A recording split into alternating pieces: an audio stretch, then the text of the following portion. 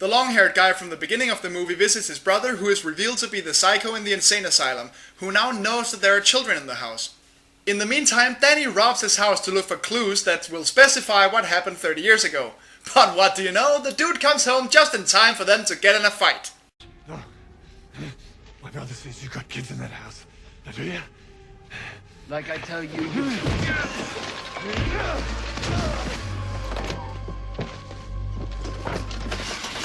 You get your family out of there.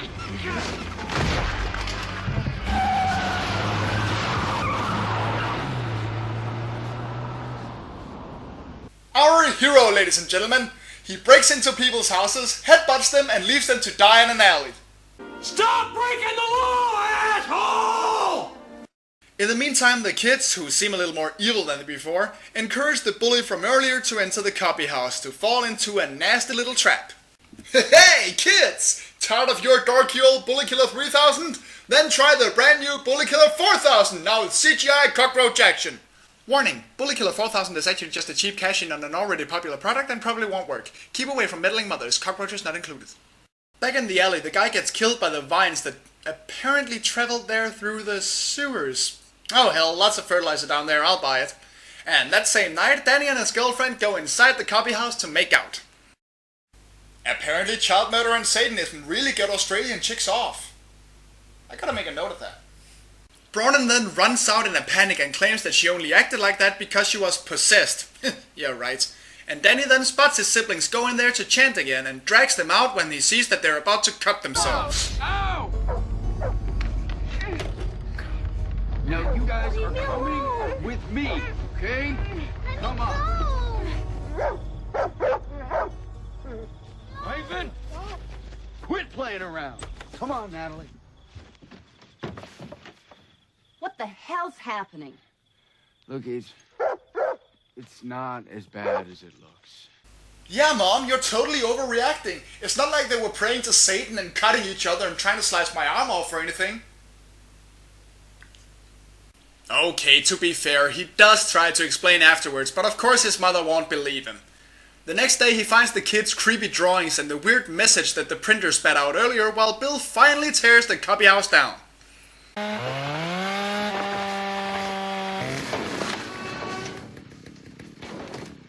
Well, no one can get in there now. At least I've done my part. What a load of bullcrap! You just knocked it over! How about cleaning your shit up, you goddamn lazy— Hey, don't you walk away from me! Later that night, Lynn gets ready for the date that she promised Bill as payment for, doing 2 minutes of work, and leaves Danny to watch the kids. Because they mixed up the plans, however, she leaves before Bill shows up to pick her up, and soon he hears her voice from the bushes. He follows them to see a rebuilt Cubbyhouse, and promptly gets deep-throated by Plant Satan and killed off. Now let this be a lesson to you kids. Finish what you start, or Satan will rape your corpse. Man, I'm getting tired of saying rape. Not much later, Danny and Bronwyn are attacked by the psycho who has escaped his cell. Stay back! The children. Danny, are you alright? Bronwyn, stay out of here! Drop the bat. Or I break her neck. I don't want to hurt anyone. I just want to save the children. And that's why you tried strangling him with a phone cord. You're kinda sending some mixed messages there. So as the kids once again go to the Cubbyhouse, dear old Psycho explains that he wasn't the one who killed the kids back then. The demon did, because he interrupted the summoning ritual, and now he knows how to prevent it from happening again. They run to the kids' rescue, but the demon promptly raises an impenetrable barrier of rotten planks and vines.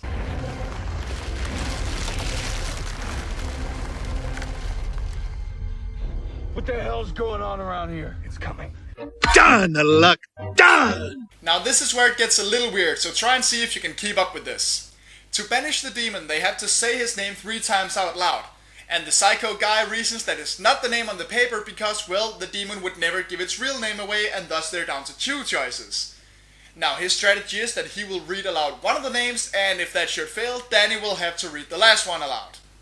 Did you get all that? Good. Roll tape and let's see what happens. So they knock down the boards with a, "Hey, wait a minute, he never brought that out there. What, did he run back to the house to find one? I thought they were in a hurry." Anyway, he starts chanting one of the 3 possible names and walks toward the house. Mahimaloth!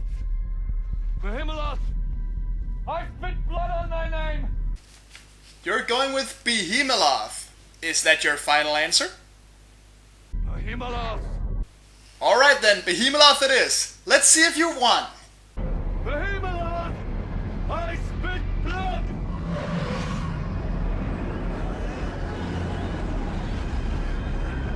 I spit blood on thee! Wrong!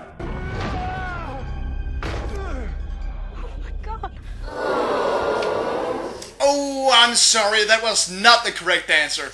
I hope you'll join us next week. Oh, right. Right, I totally forgot.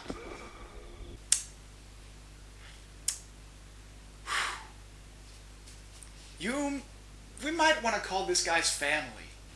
So Danny and Bronwyn run to the Cubbyhouse to start the banishing ritual as the demon tries to stop him from saying its name.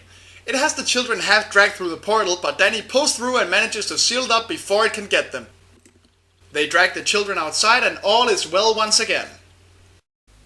Well, that's the end of Cubbyhouse, and by God is it a piece of...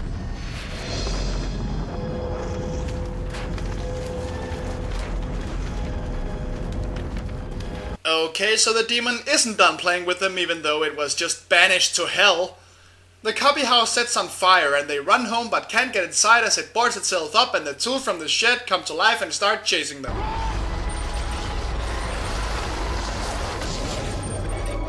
See, now why couldn't they do something like that in Terratoons? That would have fit in perfectly. All the Toons would have to do was put a magnet down someone's pants and voila, a Toon kill. Why is that so hard? They managed to dodge the tools, which instead hit and kill a cop that was bringing their mother home. But we don't care about him, as we simply cut ahead in time at the end of the movie with the family moving away. Danny gives Bronwyn a kiss goodbye, they leave, and immediately a new family moves right in.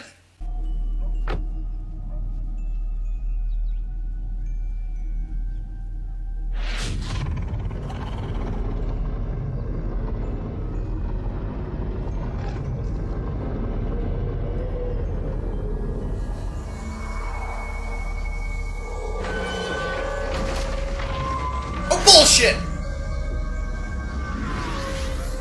Well, what can I say? I actually tried to streamline what actually happens in this movie, but Cubbyhouse is such a confused editing mishmash that it's impossible to figure out what the hell is going on half of the time.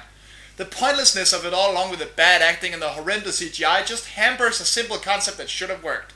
All in all, it just comes off as half-assed and forgettable.